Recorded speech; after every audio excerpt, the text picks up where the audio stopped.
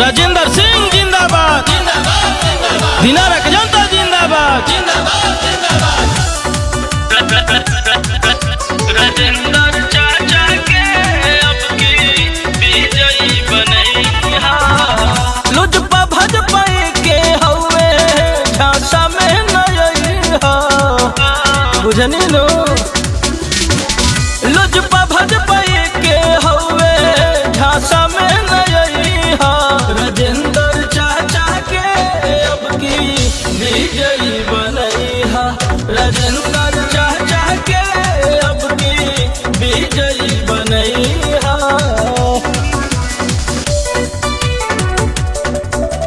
Aryan studio Vikramganj.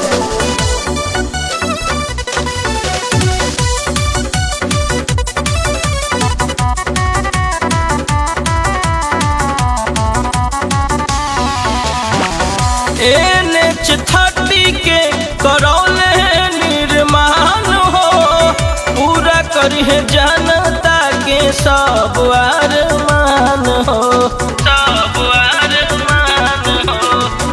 NH30 के करौले निर्माण हो, पूरा करिए जनता के सब अरमान हो।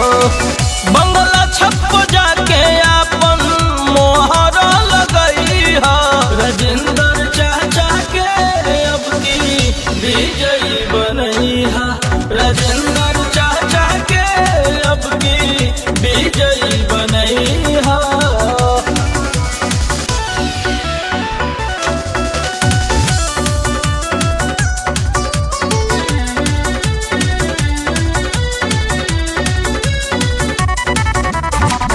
सबके रोजगार मिली करो तड़वादा, हवे ईमानदार इनकर पाका बाइरादा, पाका बाइरादा। सबके रोजगार मिली करो तड़वादा, हवे ईमानदार इनकर पाका बाइरादा। जीत के सेहरा इनका माथ पर सजैहा। राजेंद्र चाचा के अब की विजयी बनैया। राजेंद्र